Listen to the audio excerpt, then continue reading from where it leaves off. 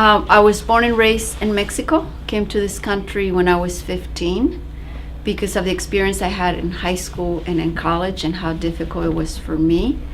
I decided to open schools here in the District of Columbia so I can do something about preparing students to go on to college and be better prepared and not experience what I experienced when I first arrived to this country.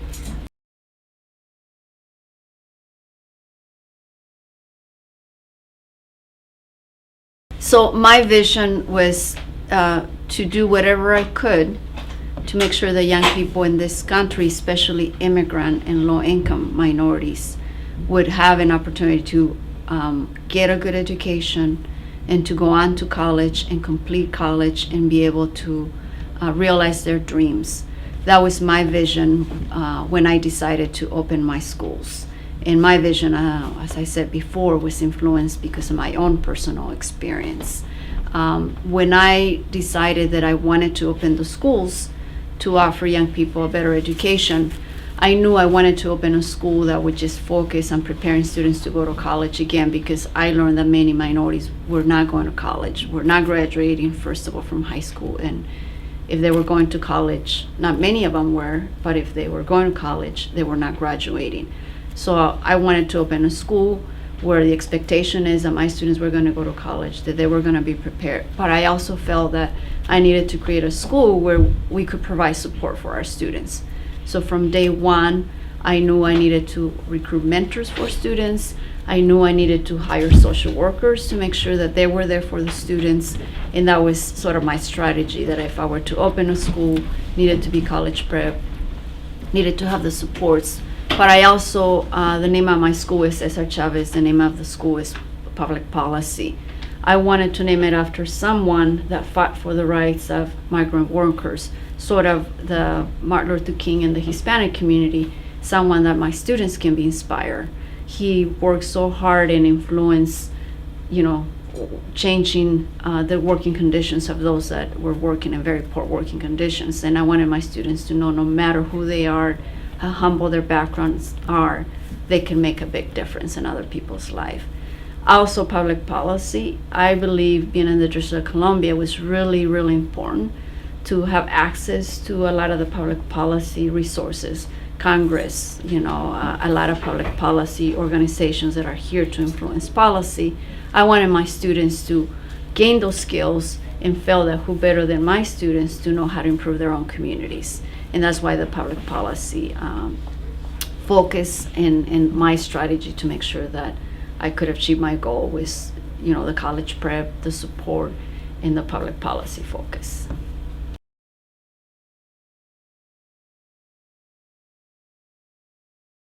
When I first started the school, to open the school, I was already working in a traditional schools here in the District of Columbia.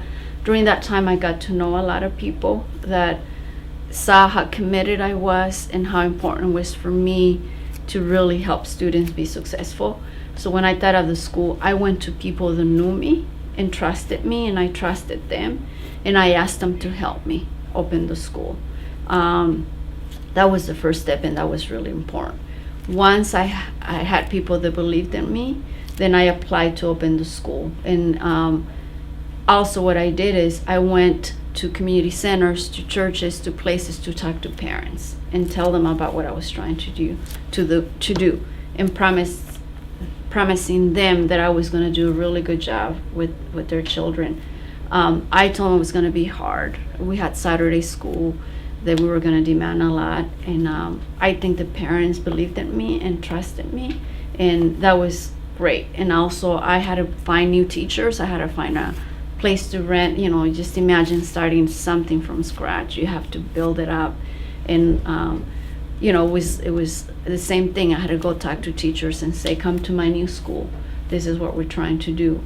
And because I think the vision is so strong and so ambitious, people were motivated to want to come and help me, because a lot of people really want and understand how important education is, and understood that here in the District of Columbia, I opened the school 15 years ago, that many students were not receiving the high quality education they deserved.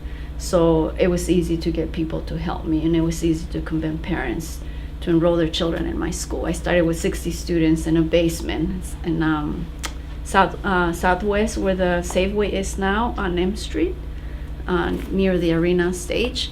I started in a basement, 3 floors down, with dividers, and 60 students. It was really hard, but a lot of people were supporting me and believing the work that I was doing. So that helped me a great deal.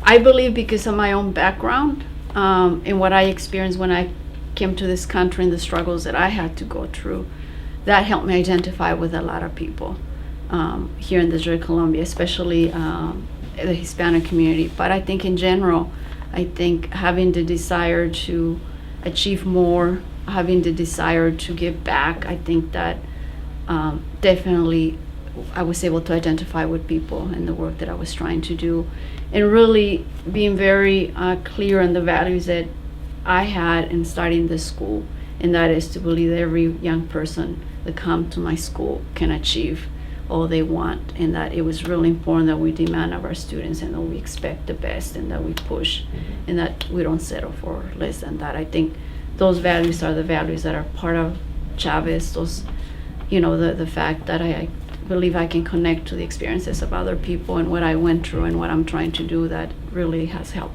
a great deal with identifying with my students and their parents.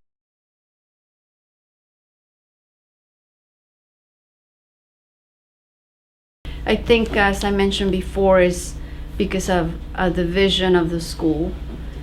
It was very easy. There's a lot of groups in DC, and not only in DC, in the country, from foundations, from groups that see the public policy piece. We're able to recruit to do the fellowships that our students have to do every year, or the different public policy capstone experiences where students learn about issues. It's been really easy to really get a lot of organizations to be part of this work, and a lot of foundations to give us money as well. And being a charter school, which is also a public school, we're able to get grants from the federal government to help us do this work. So it's been very easy to get a lot of organizations and a lot of groups to support the work that we're doing because of its mission and because what we're trying to achieve here.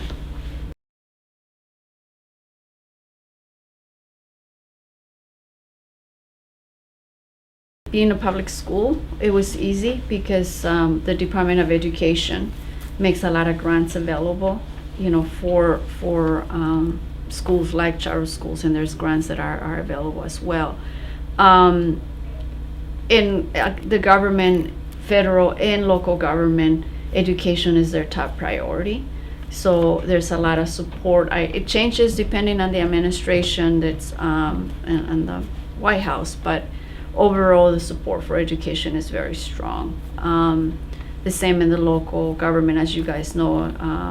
The mayor, the past mayor, Mayor Fenty, and starting even Mayor Williams and Mayor Gray now, they have made education a priority. So that helps a lot in what we're trying to do with education, because if that support was not there, like probably for other issues, or support comes with money. So if the support is not there, then resources are not there. So we've been fortunate that in pushing for education in this city, that's been a priority for the federal government. That's been a priority. So we have not had to experience too many challenges in terms of getting support for that.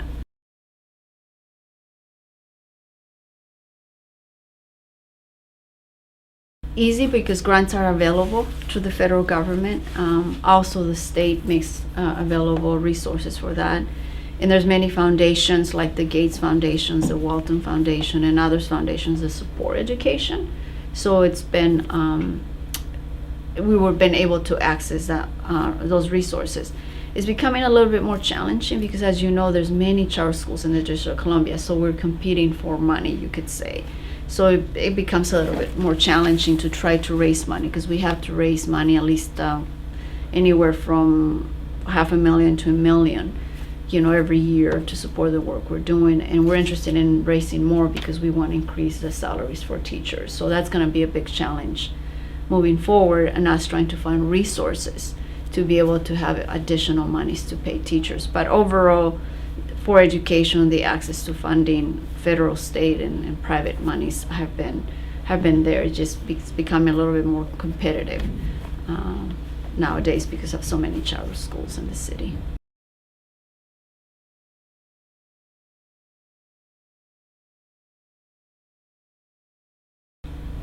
Praying a lot. It's very difficult work. I'm a mom of 5 children, so I was raising my children as I opened the school. And the first school was really, really tough because I thought I was prepared. A lot of our students were coming to us not ready, with a lot of challenges. I was so committed and felt that if I could find great teachers, that the students would come and just learn, and that they would not have to face challenges outside of the school. But when I first opened, that was not the case. A lot of our students were still coming with a lot of challenges from outside of the school, and that was hard. And a lot of our students were not prepared, with the academic piece, and that was really, really hard. And there were times that I felt that was just a lot of work, trying to find my own building, trying to hire the teachers, trying to take care of my family. In the first year when I first opened, I had to retain about 40 of the 60 students that came to my school. I felt horrible. I thought, oh my God, I didn't open the school to do this. What am I gonna do? But I felt that I couldn't just pass students like they were used to before. And what helped a great deal is because I talked to the parents and they understood what I was trying to do. And I kept reinforcing, it's not just graduating from high school, but you have to have the skills, because otherwise, how are you going to make it in life? And kept telling the students, colleges don't care how old you are, they just care that you're ready. So that was a really difficult time in my life, is, thinking that what I was trying to do was not going to work. And I also remember the first graduating class, there was a lot of doubts, from sometimes even my teachers. But people is like, why do you have to require that all the students go to college? Maybe they don't want to go to college. I don't care. They have to be prepared because I want them to have the opportunity. But also they were saying, well, they're not going to be able to write a 15 to 20 page paper. What about the immigrant students? They don't even know how to speak English yet. I said, but I can't change it. Well, let's just require 3 or let's just require 5. I said, I can't, because if I do that, then I'm going to be doing the same thing that traditional schools have done in the past. I believe in my students. I know they can do it, and we just have to push. But that was hard, the first graduating class. There were a lot of people who didn't believe that the students were going to be able to do that work. So I pray a lot, and I'm glad that I didn't give in to believing that I couldn't happen. The work or the challenges didn't stop there, because we grew and there was a lot of demand for our school. Because from Southwest being at the in the basement, we moved to Northwest, 14 and Florida Avenue. We went from 60 students to 260 students. And then there were more students that wanted to come to our school, especially when I had my first graduating class, which it was just really amazing to see my first graduating class. So we opened the second school, which is Parkside, 2005. And that was really hard. And I think it was hard because I should have started slowly. We got a big building and I had to pay for the rent, meet all the expenses. So that meant I had to enroll a lot of students all at once. So we went from 250 to 500 to 700 students, 6 through 10, all at once. And that was just extremely hard because I didn't have enough teachers. We didn't prepare the teachers well enough. So I felt really, really bad that we were not, because I went to that community and I did the same. I went to the churches, I went to the community centers, and I promised the parents, if you send your child to my school, they're going to get a really good education, I promise you. And when I saw that our students were not achieving the way that they should have been achieving, because we were not providing them with the learning environment they needed, I felt like I was not meeting my responsibility. And the way I handled that challenge, as some of you might know, 3 years ago, I started a new initiative, which is the DC Promise Neighborhood Initiative. I felt in Parkside that the work was so hard that I couldn't do it on my own. That's when I went to the two principals that are the two elementary schools that are in the Parkside Kenilworth community, Neville Thomas and Kenilworth, and talked to the principals. I said, let's do this together. I want to get to know your parents and your students before they come to Chavez, so I can serve them better.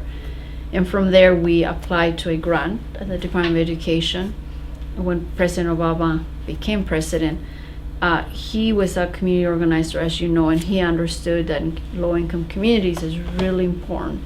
You provide resources to the child from the time they're born until they go on to college and graduate and get a job. So I felt, in this community, it's really important that we bring resources and that we provide what students need from the beginning, from parents when they're expecting, to make sure that they are ready, so when the little ones come to school, they're ready to go. Anyway, so we started that initiative 3 years ago. We were able to get the grant. Just last in December, we received another grant of $25 million for the next 5 years to really do a lot with parents and kids in that community. So for me, the way I deal with the challenges is, as I said before, first pray a lot and really remind myself why I'm here and who do I need to go to for strength and guidance, and from there figure out what I need to do to make things better, and I think that's the way you approach challenges is really figuring out what is it, is the option to not continue to work hard or to give in. That's not an option. Is when you make a promise, when you have a vision for something, you have to commit 110% and then find a solution. And that's exactly what I was able to do every time I felt that I was challenged. And that's been 15 years. So it has worked in terms of just believing in what you really want to see in your vision and keeping strong and keep it going.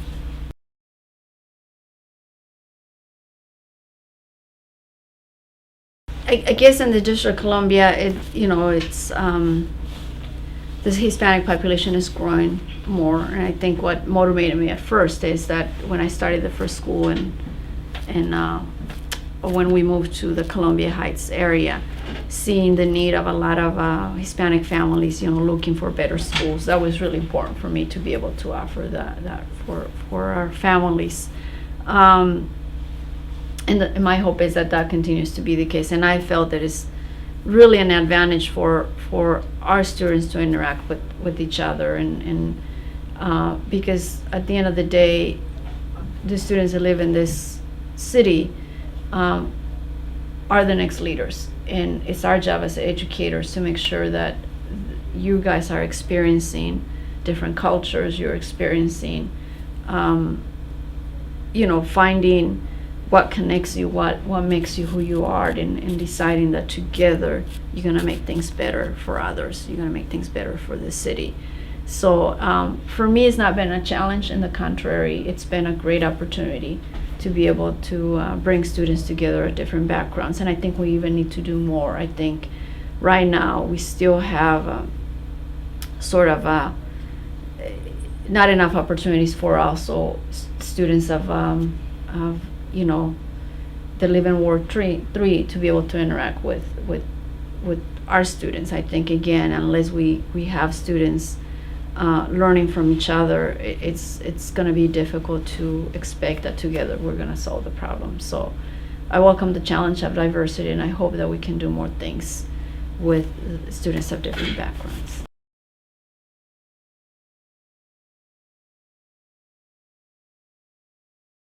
What's great about this country is that when you have an idea, you can work hard to make it happen, and also it means you can change laws.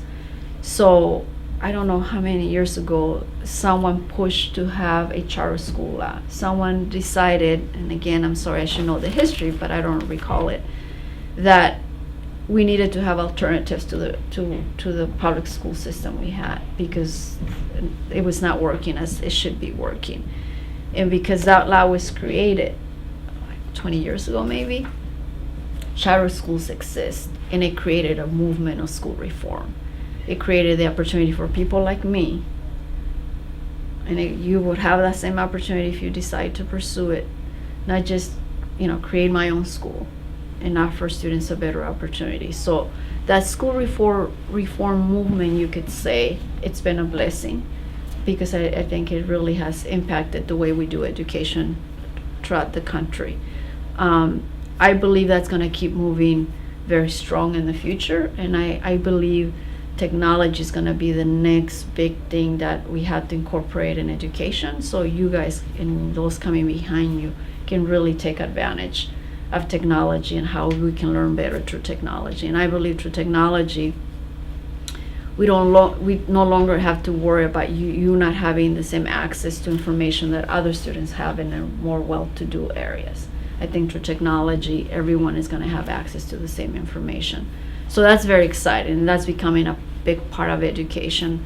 But education has been definitely a great movement in terms of starting from how our public policy, out of making a law of charter school law, now the policies were influenced to have charter schools.